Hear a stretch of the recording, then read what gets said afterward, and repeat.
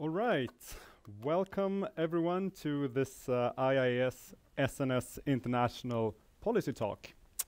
We're very glad to have you here at the SNS, and of course also to the audience online. We're really glad that you're going to join us for the coming hour and 15 minutes. This is also the first international policy talk in a while that we have physically here at SNS, although the seminar series is a long tradition of a great collaboration between the Institute for Economic Studies at Stockholm University and SNS. My name is Mattias Folkestad, and I'm a PhD student at the IIES here in Stockholm, and I will lead the discussion. The topic of today is how to attract, keep, and allocate good teachers. And this is clearly a very relevant policy discussion to have. In particular, since this is the central challenge for the Swedish education system. Most of you are probably aware that we have a quite severe teacher shortage in Sweden and have had that for quite some while. According to the latest statistics, only 71% of the teachers in primary and lower secondary school has a valid teacher certification. And there's also large variation across schools and school districts in the statistics. The teacher shortage is projected to become even worse since we have a fairly old teacher population and many are approaching retirement. More than 40% of the active teachers were older than 50 in 2019 when the National Education Agency last did their prognosis. And at the same time, for the last few years, and also what we expect in the future, is that the population growth is going to continue to be high. So demand for teachers is definitely high, but the supply is unfortunately low. And according to the latest statistics, also for the teacher programs at universities and colleges, there's on average only one applicant per available slot. And in some regions, particularly outside the big cities, the teacher programs are operating below full capacity. And this is extra concerning since the National Education Agency claims that in order for this market to clear and for supply to meet demand, we need rather an increase of the number of of the yearly intake at the teacher programs with at least 30% in order for this market to clear in the coming decade. So making the teacher profession more attractive is really one of the key policy challenges for Sweden. And I think it's rather safe to say from that somewhat grim outlook on the statistics that certified and good teachers will be a scarce resource in the foreseeable future. So then we can ask questions about how should this scarce resource be allocated across different schools and different regions. And the importance of this question becomes extra clear when we consider that we know from a broad range of research in many different fields that teachers are very important in terms of determining the outcomes that we care about for students, both their learning outcomes, but also how they develop their characters to become active citizens on the labor market, but also participants in our democracy. So and in particular, we also know that for the last years, in Sweden at least, the variation in school results have been increasing between different schools. So inequality is a concern that many people are thinking about.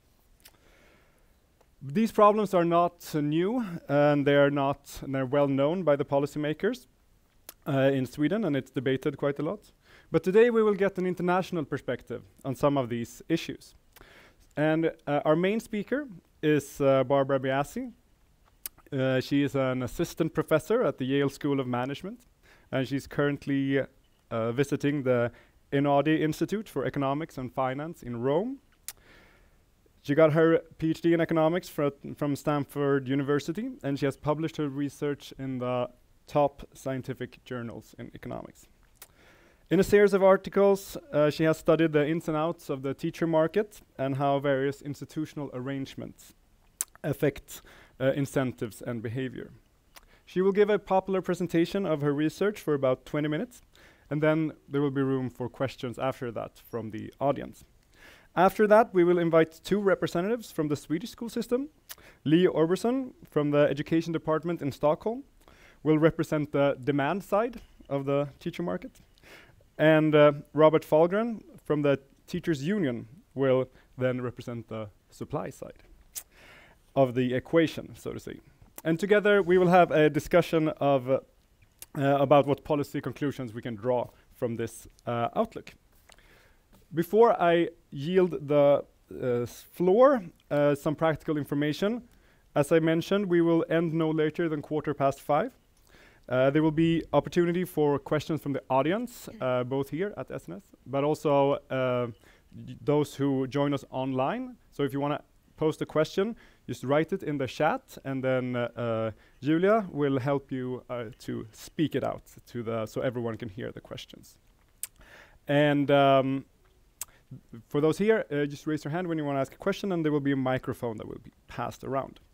And finally, feel free to tweet or post on other social media about this seminar, and then be sure to use the hashtag SNSkunskap in order to facilitate discussion and interaction.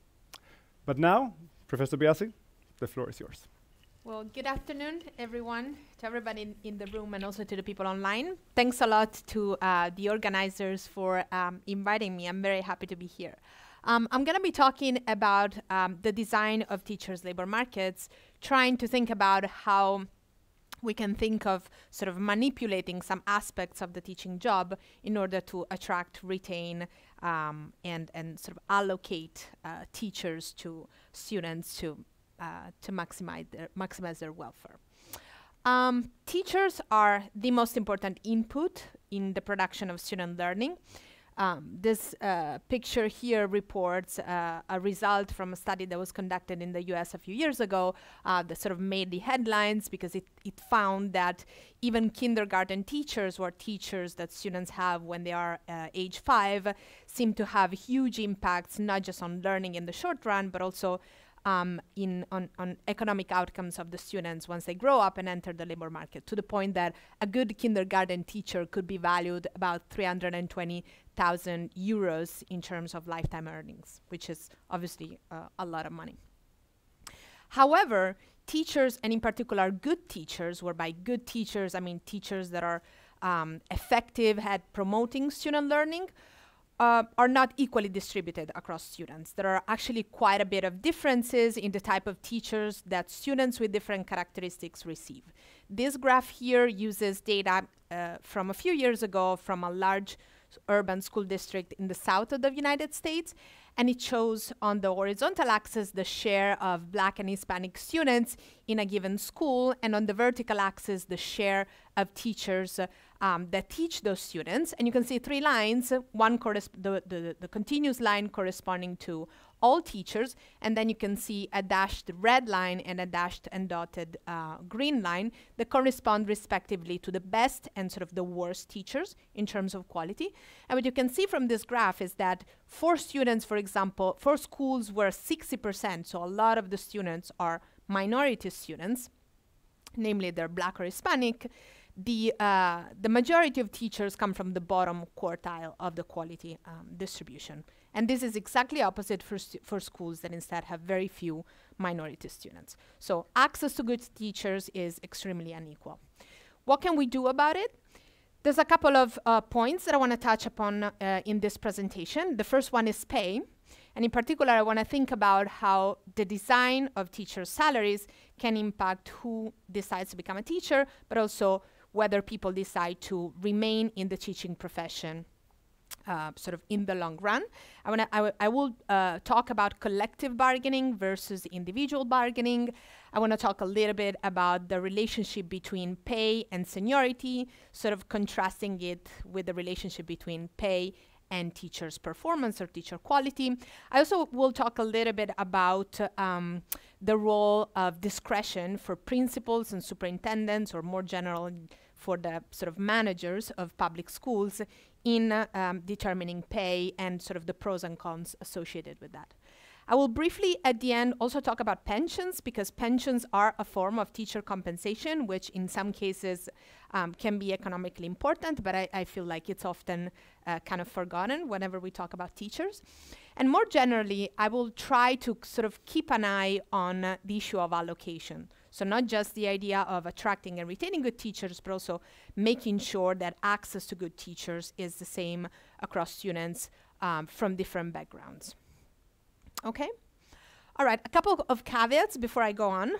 I will be often using or kind of referring to value added as a measure of teacher quality, given the type of context that I will be talking about, which is the US, and given the type of data that most of the studies that I will be referring to are going to be using.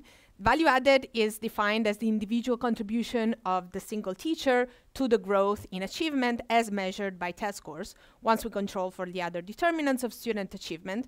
As we all know, this is a quite unpopular measure of student achievement for a number of reasons, because test scores might not be all that we care about, because a lot of teachers actually teach subjects for which we don't have standardized test scores, because value added, in order to be meaningful as a statistical measure, requires that teachers are sort of randomly allocated to students, which implies that we don't have teachers who are systematically teaching the better or more advantaged students and vice versa. And also value added can just be a difficult measure to use in practice when we want to run the schools, because it requires a lot of data, which we often don't have, or at least we don't have it for all the students that we care about. I want to be clear that most of the results that I will talk about could be adapted to other measures. So I am personally not a huge fan of value added, even if I will be talking about it. But one thing that I also want to recognize is that it is important to measure quality. So we can't, I think, sheer away from the necessity of measuring teacher quality. The second caveat I want to mention is that actually all of the studies that I will be touching upon today focus on the United States. It's an education system which bears some differences with the Swedish education system. Education is largely a local matter in the sense that it is financed and kind of administered or provided at the local level, where by local I mean the school district or the state. School district is typically a collection of 5 to 10 schools. States can actually be quite large. So for example, Wisconsin, which is the state that I will be referring to over and over in the presentation, is about half the size of Sweden in terms of population. And funding also, to a large extent, depends on the district, which means there are quite a bit of differences in the amount of money that different districts, even within the same state, have at their disposal to hire teachers, but to sort of run the schools more generally. Collective bargaining is present in, I think, the majority of states as of today, but when it is present, it happens at the district level, which means that there is no centralized bargaining like there used to be in Sweden until a few years ago. Bargaining happens at the local level, so unions typically negotiate with the school districts. Teachers typically are tenured, which means that they get a permanent or a job for life after 3 or 4 years of service. This is something that is very unusual for the United States context, where typically no job essentially is for life. And average pay is not super high. The average income is about $58,000, which is around the median household income in the United States. But there are a lot of differences across states, even in average teacher salaries. I'm telling you all of this just because you want to be sort of cautious or careful in extending or extrapolating from the results that I will be talking about today to contexts that are different in terms of the institutional kind of landscape. All right, so for the rest of today, I'm going to talk about the U.S. state of Wisconsin in the aftermath of Act 10, which was a big reform that I will describe in just a couple of slides.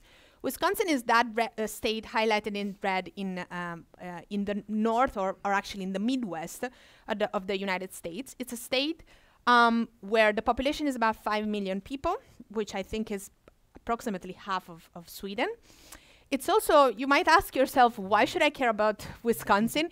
It turns out that the original settlers of Wisconsin largely came from Scandinavian countries and Germany, but in particularly Sweden. And you can really see this if you look at the distribution of last names, of most popular last names in Sweden and in Wisconsin. You can see that in Wisconsin, Johnson, Anderson, Nelson, Olson, and Peterson are very common, and this might, remind you of some of the most popular last names in Sweden. Why did I decide to study Wisconsin? Wisconsin was actually the first state in the United States to introduce collective bargaining for all public sector employees in 1959. This is something that Governor Gaylord Nelson did. However, in 2011, things changed completely under the government of Scott Walker. Scott Walker was a Republican government who signed Act 10, which was a large reform of public sector employment, and in particular collective bargaining for public sector employees, which ended up disproportionately affecting teachers. Teachers are almost half of all public sector employees in the typical state in the United States. One thing that in particularly changed for teachers, actually two things that in particularly changed for teachers. The first one was a large reduction in the power of public sector unions. Public sector unions needed, after Act 10, need to recertify every year, obtaining 51% of votes of all the people who are entitled to vote, which is quite cumbersome. And in addition, they lost the ability to bargain over one particular item pertaining to teacher salary, which is the salary schedule. Which means in practice, I'm gonna give you an example of a salary schedule in the next slide. Actually, why don't I do that? So prior to Act 10, teacher salaries were set as a function of seniority and level of education, so typically whether a teacher had a master's degree or not, using salary schedules that were negotiated between each school district and the teacher union. This is an example of a salary schedule. On the rows, you see levels of seniority. These roughly correspond to not one-to-one, but the idea is to measure here the seniority of a teacher. On the columns, you see the level of education. So BA is a bachelor's degree, MA is a master, and the numbers after the plus refer to educational credits. And so a salary schedule basically specifies the pay that all teachers with that level of education and that level of seniority would earn. This is a salary schedule for the school district of Madison. Things changed with the introduction of Act 10 because unions lost the power to negotiate salary schedules. They could negotiate a base wage, which you can think of as, the upper left corner of that salary schedule. But above and beyond that, school districts had the freedom to set salaries however they saw fit, and also to adjust them at the level of the individual teacher, which you can understand was a big change given how things had been done prior to Act 10. So this is, an example of what districts would post in their employee handbooks, or sort of the documents where they would describe the teaching job. They would post things like, the district in its sole discretion may place employees at the salary as it deems appropriate. So basically this denotes kind of total freedom to do what they want in terms of salaries. This is what happened when Act 10 was passed. People were in the streets for many, many days, to the point that a recall election was called in 2012, the year after Act 10 was passed. A recall election is an election where the governor is asked to be recalled, and people are asked to vote over it. But Governor Walker was actually confirmed. And I think it was the first case in the United States where a recall election, where a governor was confirmed in a recall election. So why did I decide to study Act 10? Act 10, of course, introduced big changes to teachers' labor markets, which I tried to analyze, kind of focusing on different questions to basically learn a little bit more on the functioning of teachers' labor markets, using this reform as a sort of external shifter of the sort of rules of the game.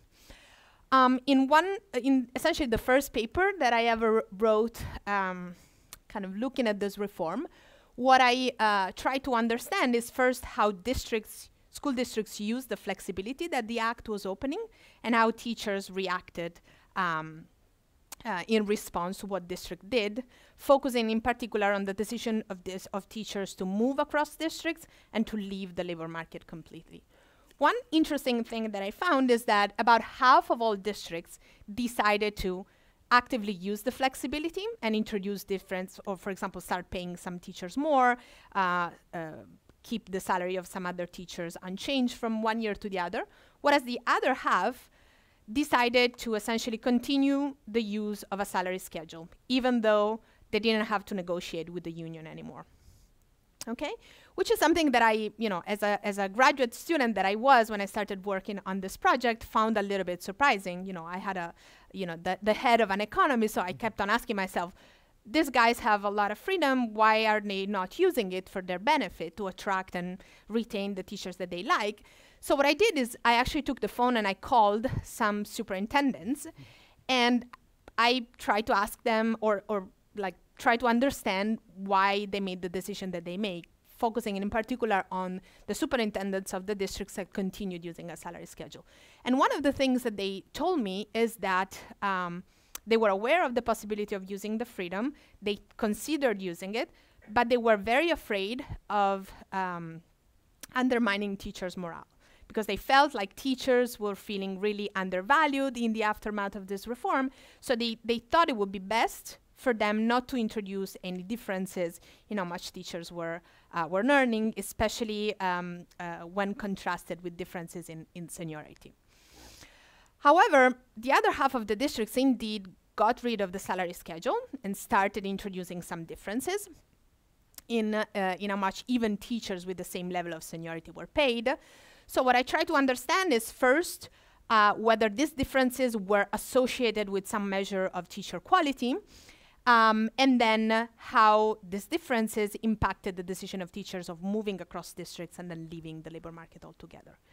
And this is where sort of value added kind of enters the picture as far as this project is concerned. But one important thing that I should mention is that school principals and district superintendents in Wisconsin actually do not calculate value added. They don't have the data to do it, and it took me many years to myself get access to the data to even try calculating value added.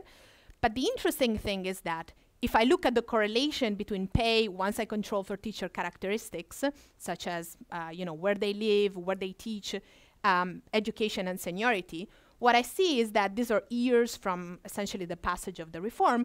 What I see is that in the districts that I classify as flexible pay, so the ones that got rid of the salary schedule, you actually do see a correlation between pay and value added that arises that you don't see arising in districts that kept the seniority pay. And I thought this was very interesting. To be fair, the correlation is small, which statistically indicates that districts were probably trying to reward some teacher characteristics that were also associated with value added, but were definitely not value added. But I think the interesting thing is that this is basically telling us that, value added is not nothing, but it's still sort of indicative of some characteristics that we as researchers have a very hard time understanding, not being in the schools, that principals and superintendents and other people who work in the school definitely value. And this is what happened to here what I'm showing is again a measure of quality that is value added, and it is the difference between the blue districts and the orange districts in this figure. So basically this is telling us how the composition of the teaching body measured by average value added changed over time, and what this graph is telling us is that the composition of the teaching body got better in the districts that introduced flexibility compared to the other districts. Now, of course, this graph is telling us that one group of districts ended up doing better compared to the other, but it's also telling us that presumably there were winners and losers from this type of reform. And so one other thing that I asked myself with some co-authors is, well, first of all, where did the good teachers go? given that we see an increase in mobility of teachers after Act 10? And in particular, is it possible that who a good teacher is depends on the students? So there might be teachers, for example, that are better at teaching students who are relatively higher achievers, whereas there are other teachers who might be better at helping students who instead are struggling a little bit more. And this is important to understand because if we think about a reshuffling of teachers across schools and across districts, without changing the total pool of teachers, we might actually get what we as economists call an efficiency gain if we allocate teachers better depending on a teacher's comparative advantage and on the student population of a given district and or of a given school. And this is exactly what we do in a recent working paper that I wrote with 2 co-authors. This is just showing you the average mobility of teachers across districts. Essentially, what we try to document in that paper is first that there is indeed scope for some comparative advantage. So it does look like some teachers are better at teaching certain types of students. And it is the case that if we open up the possibility for flexibility in terms of pay, so if we let districts decide to pay certain teachers more compared to others above and beyond what a salary schedule would suggest, we do see improvements in efficiency in the sense that we see teachers allocated a little bit better to districts that disproportionately serve students to which they're better at teaching.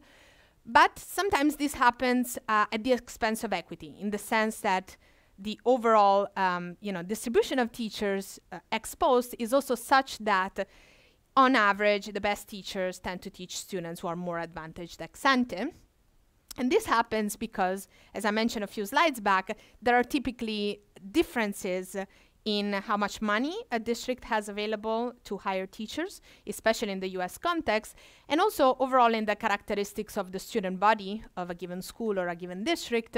That is also something that teachers are valuing when deciding, whether they want to work in a given school or not. And we show, by means of a kind of mathematical model which we estimate and then we use to do some policy simulations, that not only is loss, and we can still have flexibility in pay, but with some kind of redistribution component to get to an equilibrium in which we can improve the allocation of teachers in terms of efficiency without undermining equity. One other sort of dimension of winners versus losers that I have studied in another project is relates to the fact that individual bargaining, or better, the departure from collective bargaining entails a component of individual bargaining. So entails a situation in which there might be teachers that use an outside offer to go to the principal and ask for more money. But the extent to which different workers might be comfortable doing this might vary across different types of workers. One particular dimension that we thought it was worth looking at is gender. There's a lot of literature, both in social psychology as well as in economics, that seems to suggest that women don't like bargaining as much as men do. They don't like competition as much as men do. So if this is the case, a system in which we have flexible pay for teachers is a system where gender gaps might arise.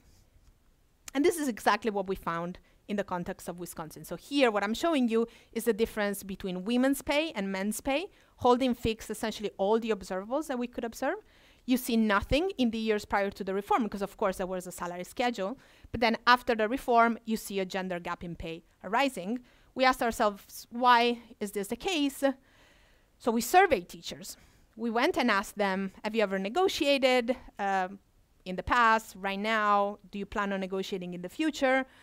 And what we found, strikingly, in all the questions was that men were much more likely to either have negotiated in the past or to plan on negotiating in the future for women. We also asked women and men, if you did not negotiate, why did you choose not to negotiate? And the question where we find the largest difference across genders is, the answer for which we find the largest difference is, I did not feel comfortable. So basically, this is telling us that men and women behave in different ways. And so when we rely on individual bargaining, even in a context where I should mention, I'm not sure about the percentage in Sweden, but in Wisconsin, 75% of teachers are women. So this is a largely female profession. We do see a gender gap arising for things that have to do with people's propensity to bargain. So just to sum up, I think I've taken a little bit more than my time, so I will skip over the rest, but I just wanted to summarize by saying that rigid pay can sometimes act as a barrier for districts to be able to attract and retain the teachers that they want. Flexible pay could be a solution, but it has quite a bit of caveats because of especially equity concerns. In terms of the allocation of teachers across students, and also because of differences in the way that workers sort of behave in contexts where they're required to individually negotiate. And I had a brief discussion on pensions, but I think it's better if we just summarize. The bottom line was that, we should think about pensions, given that we spend a lot of money on pensions too, and in particular, I feel like we should carefully think about if we have limited resources on whether to raise teachers' pay or whether to continue keeping pensions generous, having the preferences of the workers in mind. Thank you.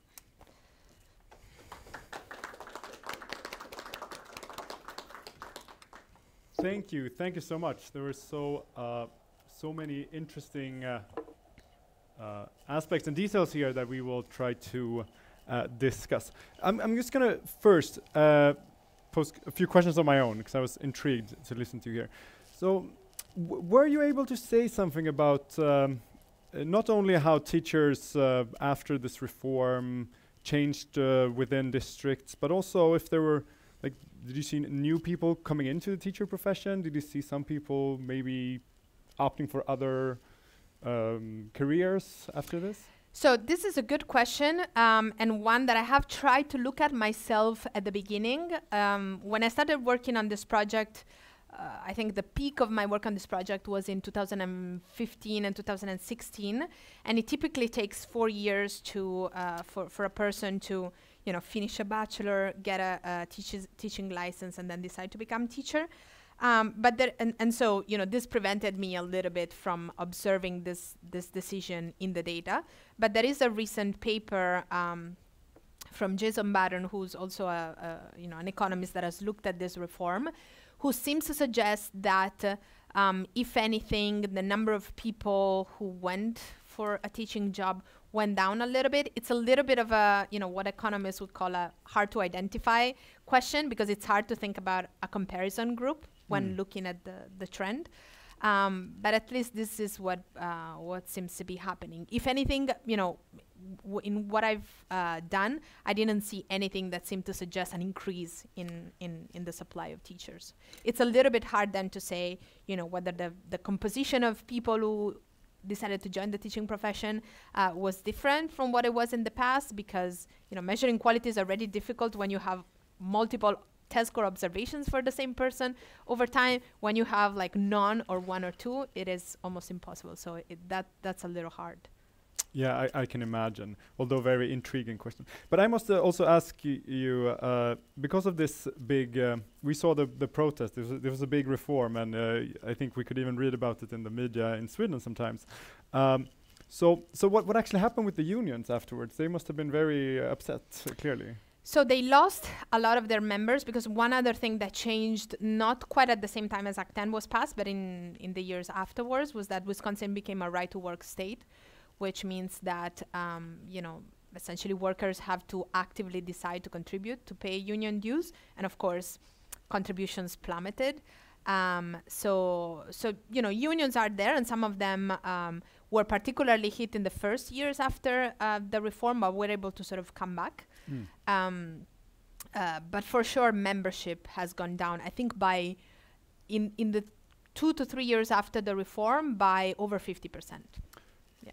We will probably have time to come back to this question, but it just seems like so in Sweden, of course, we changed also to a more flexible wage schedule already in 1996, but that was with the good the unions were kind of on the board or on the boat in that sense. So that's also an interesting difference we can discuss.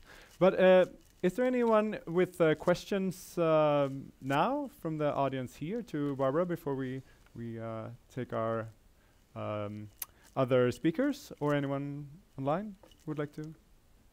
Then we'll save them for the panel, so clearly.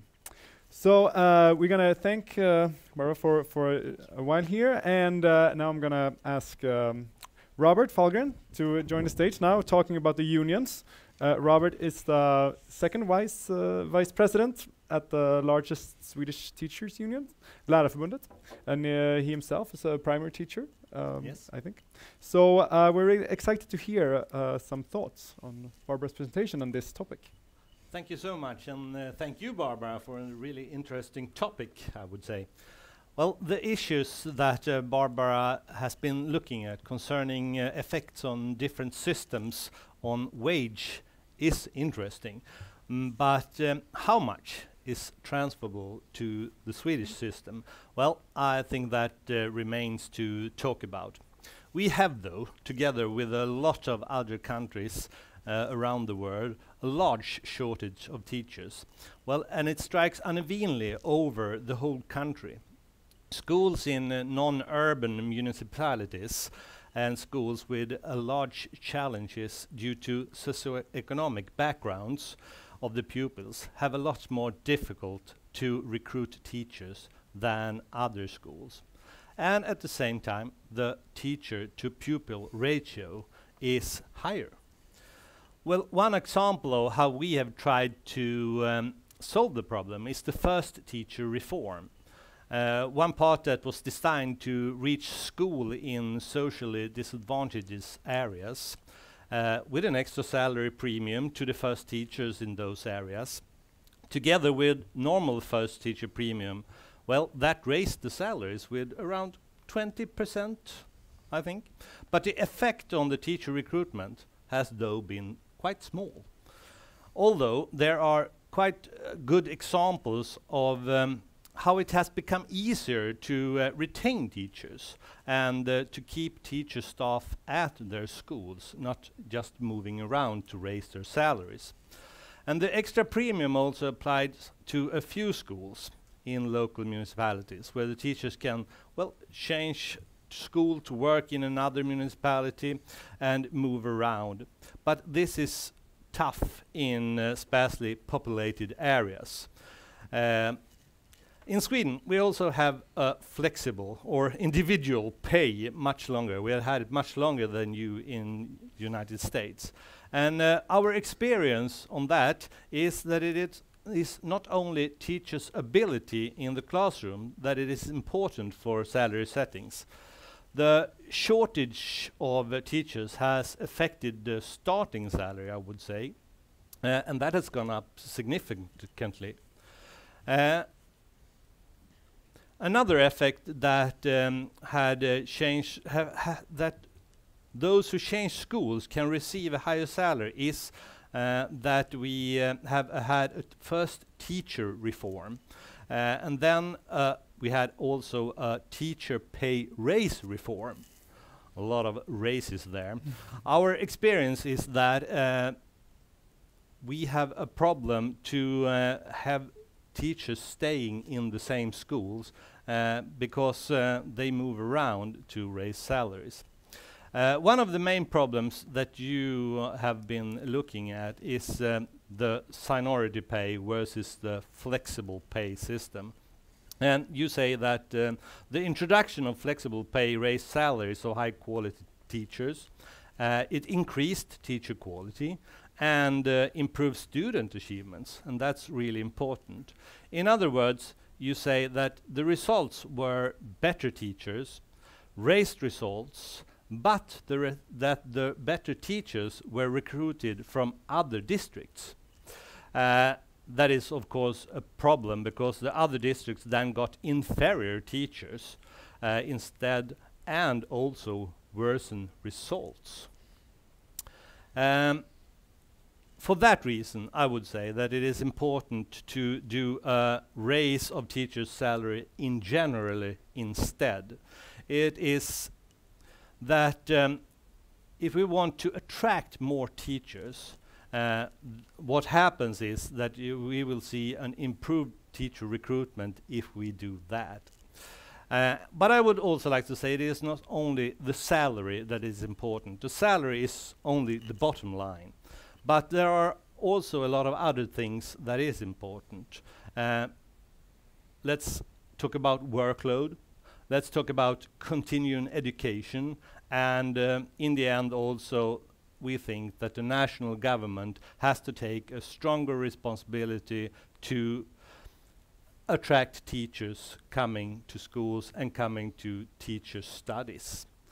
Well, thank you. I think I stop there. Thank you so much, Robert. We will address a lot of these issues in the panel, I hope. So now I'm happy to introduce Lee Orberson. Lee is the superintendent, I think is the proper, at least the American equivalent term for the largest school district in Sweden, which is the Stockholm City Public Schools. Yeah. Please, let's hear your reflections. Thank you. And thank you for being here, and thank you for your very interesting presentation. I think Robert has summarized a lot of the local context issues that we have here in Sweden, but I think overall, I think one of the main obstacles for implementing the reform in Wisconsin is you have separate districts who have separate salary models, whereas here in Sweden, each municipality has the same type of salary model, which is kind of makes things easier because it becomes more equal in terms of how the system works. But there's, like Robert said, there's a big difference between urban areas and rural areas, and there's a big difference also between the bigger cities. One of the main issues of going back to more government control of the school system is how you're going to resolve the issue of funding within the different municipalities, because the amount of funds that are allocated within a municipality here in Sweden decides on how the salary structure, basically, the top salary and the lower salary, how it correlates. But I think it's quite interesting that this happened in Wisconsin, because what I see is when we work within our schools, the issue of who is the best teacher. Is it the teacher who works with the students who come from more an affluent background, who the students themselves as a group perform better than students who come from more socioeconomic disadvantaged backgrounds? Are those teachers the better teachers? I think the main issue here in Sweden is the general discourse has been so negative about our schools. And when it comes to recruiting new teachers, who wants to work within an organization or a profession which gets criticized a lot? So what we're trying to do within the municipality of Stockholm is to focus resources on schools that are located in areas that are most socioeconomically disadvantaged. And we have as an ambition to have higher salaries in those areas, including the government initiatives of raising salaries in those areas. And also, like Robert said, it's not just a question of salaries. You have to have good principals. You have to have good allocation of resources in general, opportunities to develop your professional competency, and also the local community context as well. There are a lot of local resources which the school can use to improve student results as well, based on social factors and social issues. So I think it's a more complex issue than just a question of salaries, but I think, and I disagree with Robert, I don't think there should be a general increase of salaries. And I think there's a movement or a discussion in terms of should we go back to scheduled salaries, and I don't think that would benefit our students at all. And it's interesting as well that even though the superintendents did not have a specific value-added measurement, there was still a correlation, because I think if you decentralize setting salaries, you allow the people who know the teachers, who know the students, who can see which teachers perform and which teachers don't. They can also work with the salaries based on that, but also enable support, scaffolding for those teachers so they, receive help to improve better. So it's a complex issue with a lot of different variables, but I don't foresee us going back to more of a schedule-based tariff system, I don't think that would benefit our students at all. Right, thank you so much. We'll let Barbara just see you take some notes if you have some there's a lot of initial reflections from these two gentlemen. Yeah, there's a lot of things to think about. First of all, in general, I agree with. It was actually very interesting to hear kind of more information on the Swedish context and the recent waves of reform. I totally agree that the kind of the results of my first paper on this were often, not often, but they were picked up by some media outlets as saying that this reform was great because it increased student test scores. But you're entirely right in saying that it increased student test scores in some districts, largely at the expenses of other districts. One thing that I didn't mention in my presentation is that one sort of extensive margin that was at play in changing the composition of the teachers is that there was also selection in who decided to leave, and for the most part people who were leaving the profession were people who were retiring relatively earlier than they would have without the reform. And it kind of looks like the people who decided to retire early were the sort of worst teachers, which is something that we might think it is desirable if they are replaced with with people that are at least as good, or at least not worse. But that's not something that I was able to see very much in my data, and this goes back to your question. Admittedly, not a question to which I could give a definite answer, but if something striking was going on, I would have seen it, and I think I can rule that out at least, which goes back also to something that both of you were touching upon, which is the issue of attracting people into a profession that has always been described as not a particularly attractive one. I am kind of sympathetic in kind of theoretical terms to the idea of raising salaries across the board, even though the economics literature on this seems to suggest that these increases in salaries don't produce the effects that we would have hoped.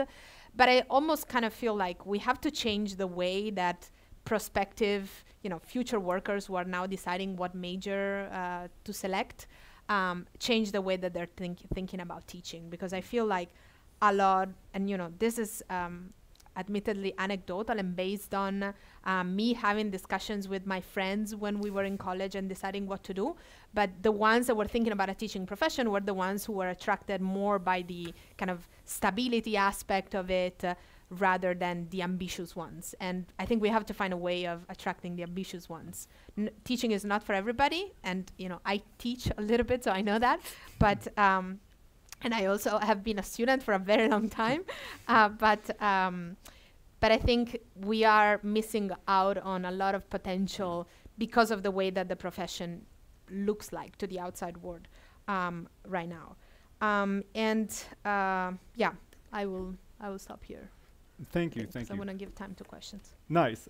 So I think to just a little bit with our Swedish panelists here, just to sort of play the devil's advocate here. Then, so you mentioned that the salaries have been increasing quite a lot, actually, for the last 10 years, I would reckon, and the wage dispersion, I guess, has increased a bit as well. So we see that, and Raut mentioned that the entry wages has gone up quite a lot, but still we have this huge lack of teachers anyway. The shortage is still increasing. So have we reached almost a ceiling to what we can do with just increasing wages? Or?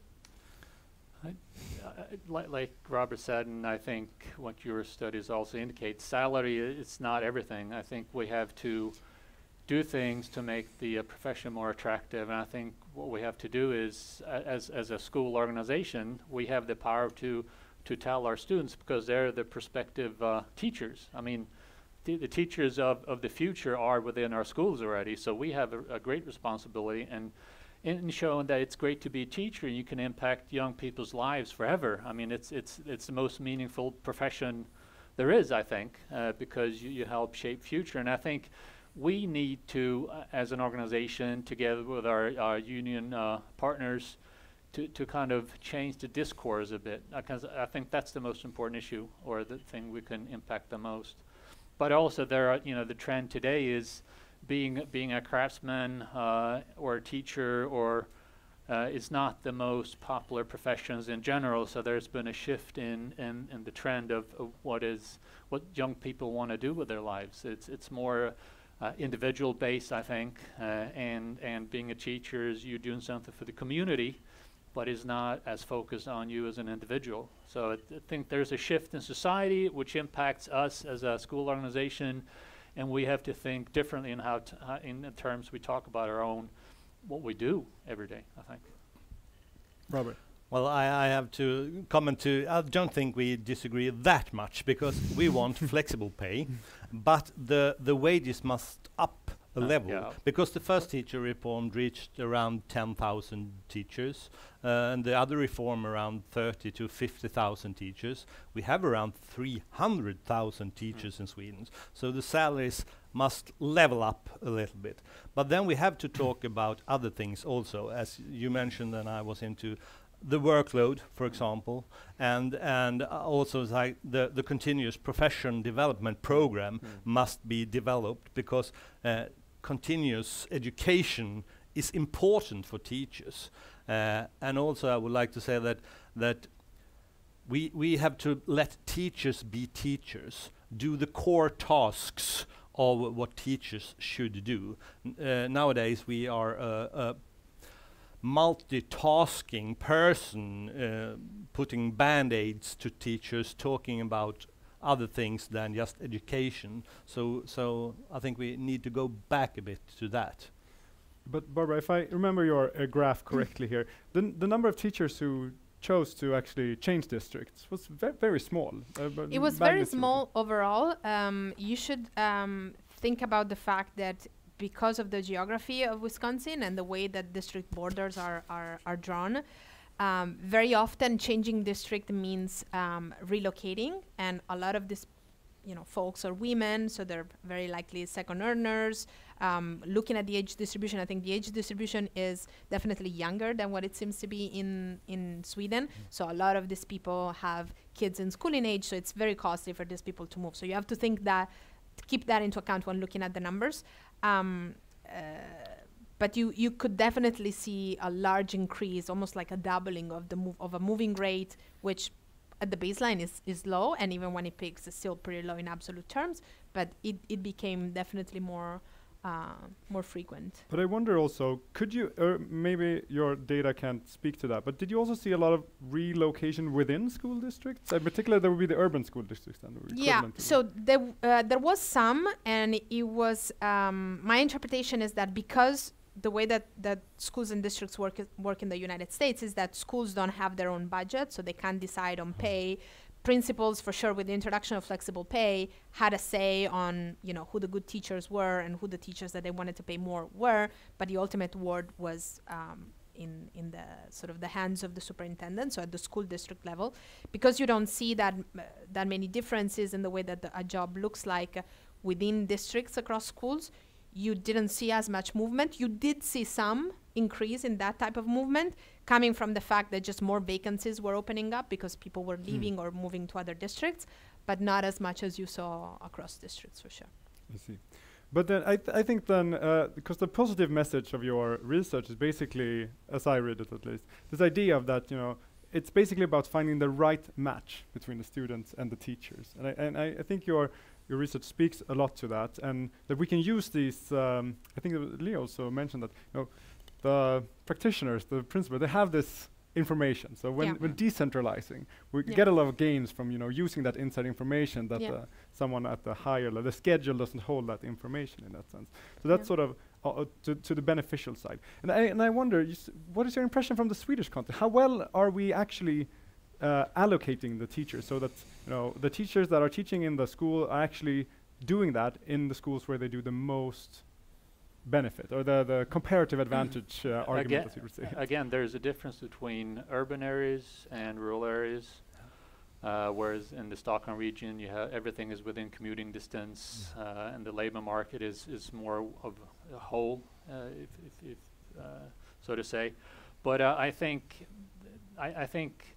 if the teachers who work in schools that there are in socioeconomically disadvantaged areas pretty much already work there.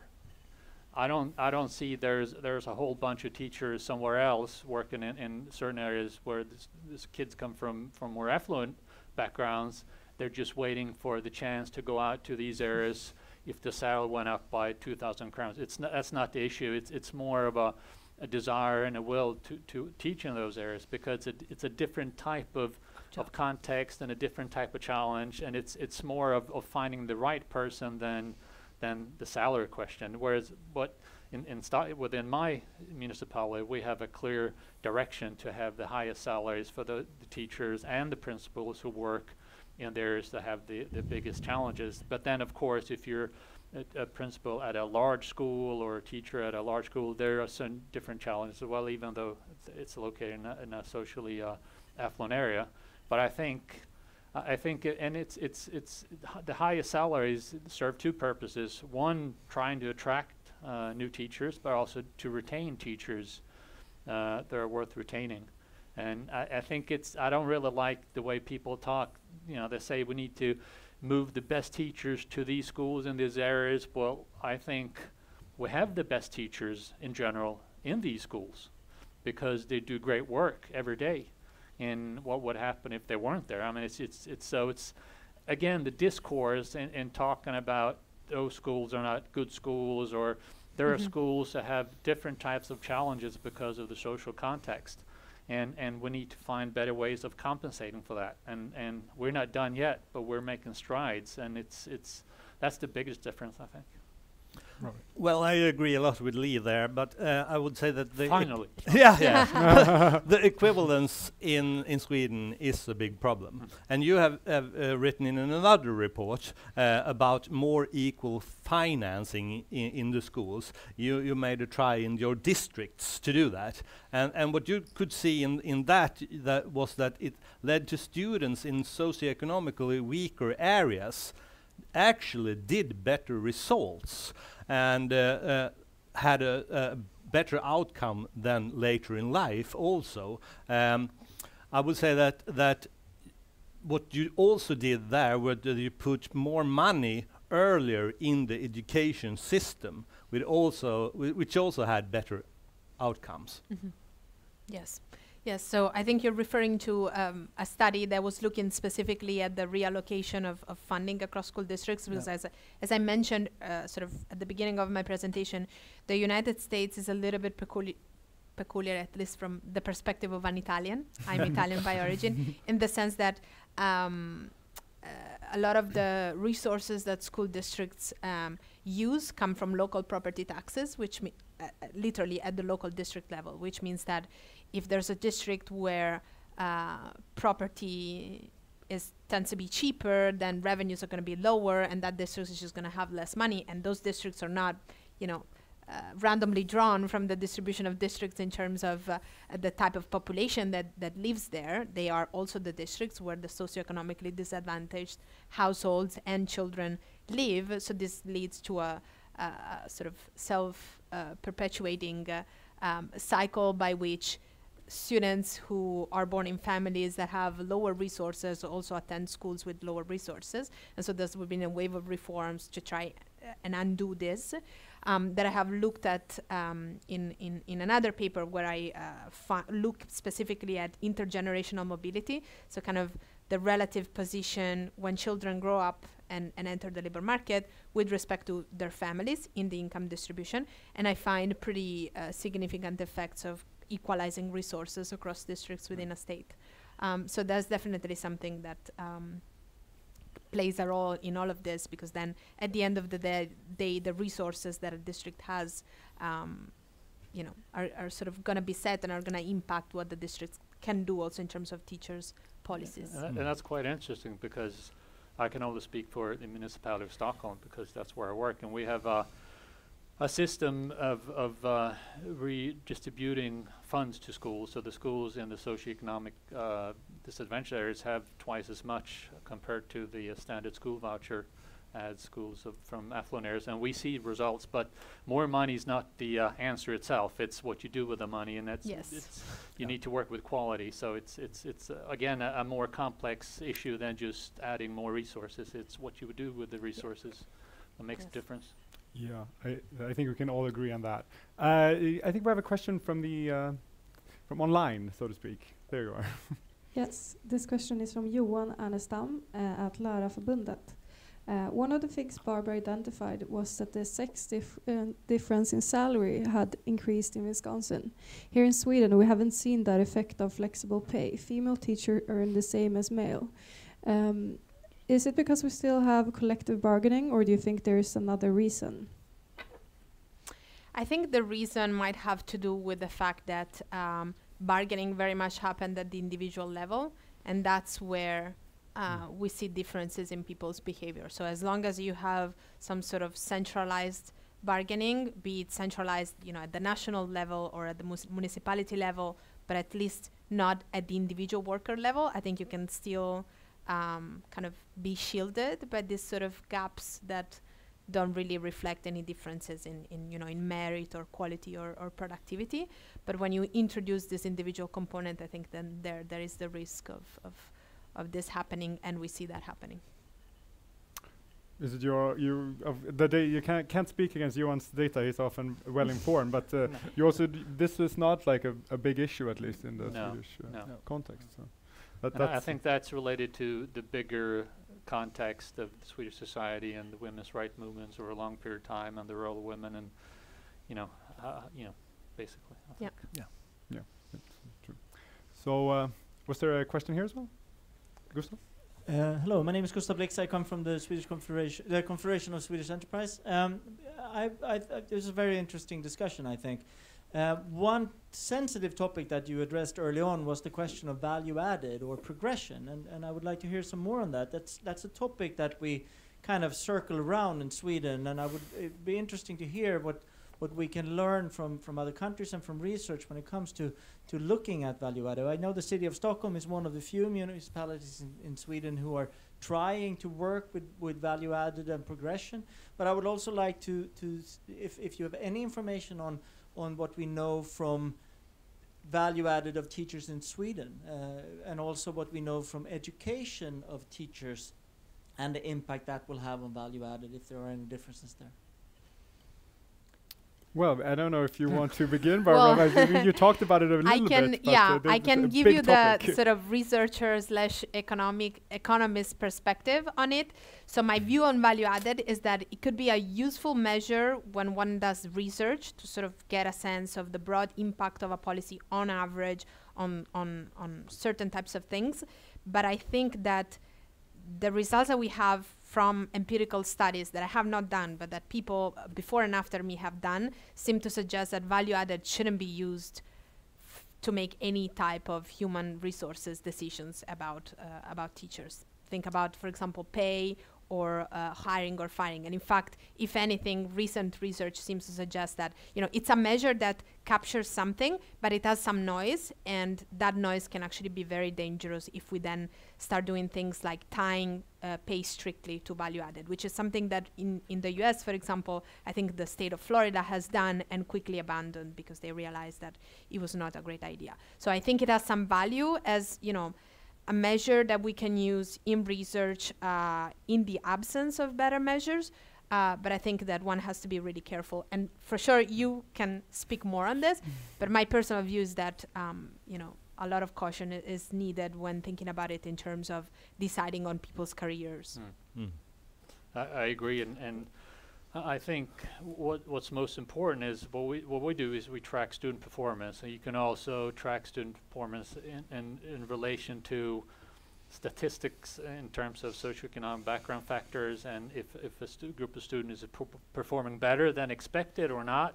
That goes for social affluent areas as well. So that's one way you could kind of use teacher performance to set the salary, but I think defining what is value added is kind of difficult because you need masses of data to do that, and I agree it's not clear that leads us down the right path. But I think you have to look at more the qualitative aspects of each teacher performance and the performance of the school in relation to what could be an expected level of performance in terms of the different factors that influence student achievement, I think. But again, it's a complex issue. We tried to develop actual value-added components, but we found it difficult, and it's something we think about, but we're not there yet. But we're more focused on the qualitative aspects of the individual teacher in relation to the school performance, because I mean, and also who's the best teacher? Is it the teacher who works with the students within a school who have the most need of support, who perform the lowest in terms of scores, or is it the progression of the students? So you need to look at different variables and not just have a set type of value-added value, basically, I think. Yeah. I don't know if you want to add something, Robert. Well, I agree with both Barbara and Lee in this matter, but I've been working as a teacher for almost 20 years, and me and my colleagues know what to do in the classroom, but we also need the time and the options to talk to each other, to evaluate each other's work. We need to have time to educate ourselves along the work we do. And in my classroom, I have had more and more pupils, bigger and bigger groups, a lot of more paperwork for me as a teacher, and that is not what we really want. We would like to meet the pupils, do the core tasks of the teacher profession, help the pupils to be better, to grow, to get a confidence. So I think we have to be careful with value added. Yeah, I think it's I noted down this here as well when I listened, because it's such an. But I think what you said, Barbara, as well, was that, you know, even though I think most researchers would agree on your assessment of this value-added measure, but still you point out the importance of measuring quality then somehow. Yeah. So can we be creative in this? Is there room to be more creative? And no one talked about value-added 20 years ago. So there was someone came up with that, and then we thought about it a lot, and maybe now we don't think it's the best thing anymore. But I think it's still fairly used in research, exactly because we test scores are one dimension or one measure of student outcomes, which measures something. It might not measure everything that we care about, but they surely measure something. Otherwise, we wouldn't be using them at all. But I think that the research world at least has done a lot of steps forward in terms of thinking, even just very simply about the idea of estimating value added using not test scores as the dependent variable, but rather other things, like other measures of non-cognitive skills of the students when they are available.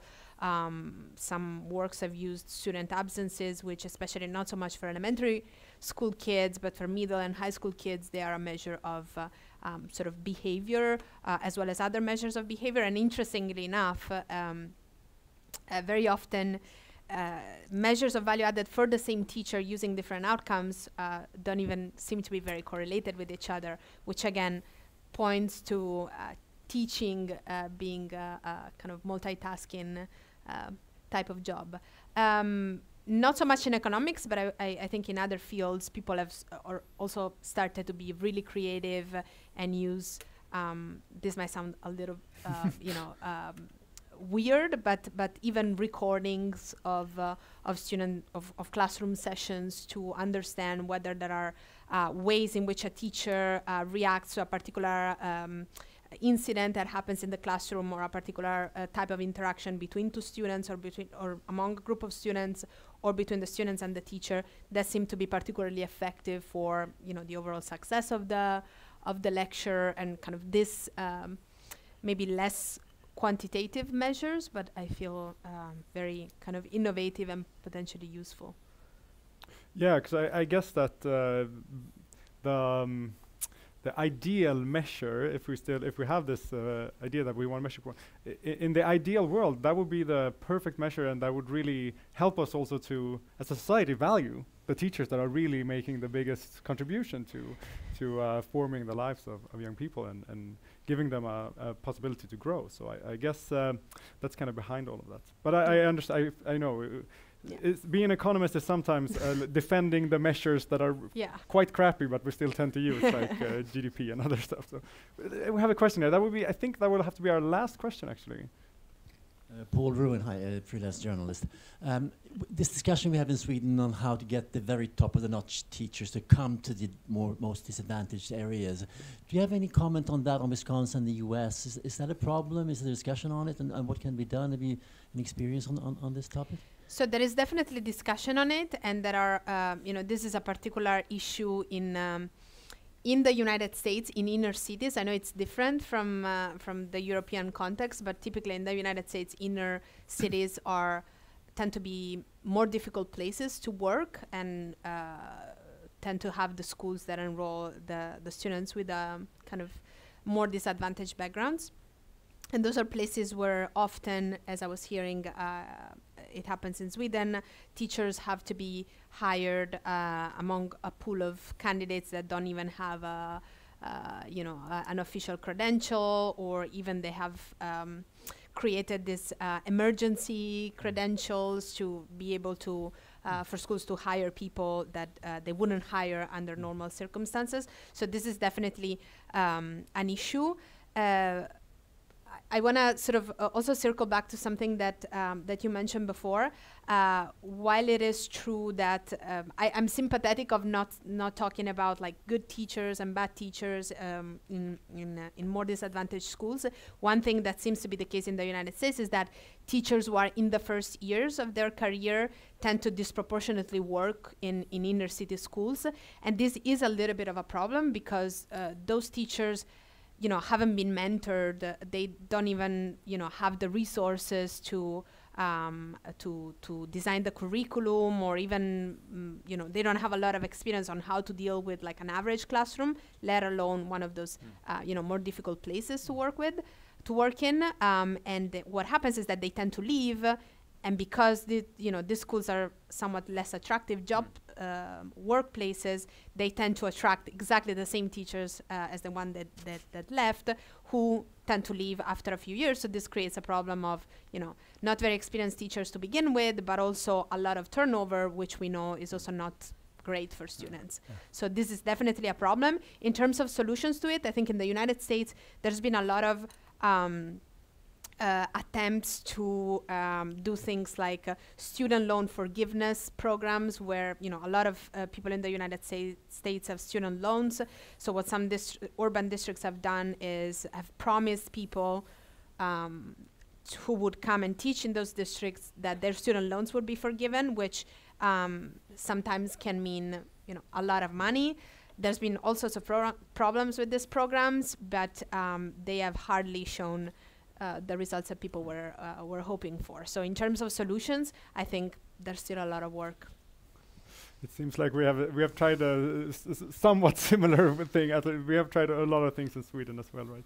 So, and the discussion will continue, I'm quite sure. But I'm going to allow you, we can start with Lee, and just some concluding remarks. What is the most important policy recommendation that you would bring if you had a lunch with Anna Ekström, the finance minister, next week? What would be your takeaway? Several things. I think the differences within the country on the nation level, it's probably the biggest issue or the biggest challenge, I think. Whereas in the big city regions, there is enough resources allocated to teacher salaries and to support schools, and also because we're large organizations, we have the opportunity to also to create professional development programs and so on. So addressing the inequality or inequity between different municipalities, I think it's the biggest issue, and focus more on the municipalities that need that extra support. And it's all related to tax revenue. Here, schools are funded by local tax revenues, and there are some government grants as well that supplement that, but it's all related to local context. And if you need more government intervention, you need to address also the levels of allocating resources within the municipalities, because there's a big difference between Stockholm and a rural municipality somewhere else in the country. And I don't think the government can allocate that much resources to compensate for the school voucher differences. So I think it's a difficult issue because we've had the decentralized system for so long, so you have a lot of system effects in that respect, and it's going to take a while to address those, I think. Okay. And also trust the profession. All right. Trust the people who work in our schools, trust the principals, trust the teachers. I mean, we're all trying to do our best. It's not like we're just, sitting back drinking coffee and doing nothing. It's great work every day, and that's something a lot of more people need to think about, I think. I agree to that, the last. And then I would like to say we have to do something about inequality in schools and between employers in Sweden. And to do so, I think we need to have the national government to take a stronger responsibility for that, and also, I would say, invest a considerable amount of resources, because the resources are also unequivalent in the schools today. Barbara, the last word. Yeah, I think they have touched upon I think the most important points. One thing that I want to echo once more is that I feel like it's really important to change the way that the teaching job is perceived by the outside world, to solve all the issues about attracting teachers even in the harder places to work with, and more broadly make the teaching job look like not just a job where you get job security, but and not just a job that people who feel like they have a vocation for it should choose, but also a career that talented and motivated people could choose, as opposed to any other professional career, because that's, I think, the long run goal. Thank you. Then, on the behalf of SNS and IIES, I'd like to thank Barbara, Robert, and Lee for participating in this seminar. And to the audience, just keep your eyes open for the next international policy talk by following SNS and IIES on social medias and other platforms. Thank you for participating and listening. Let the policy discussion continue. Thank you.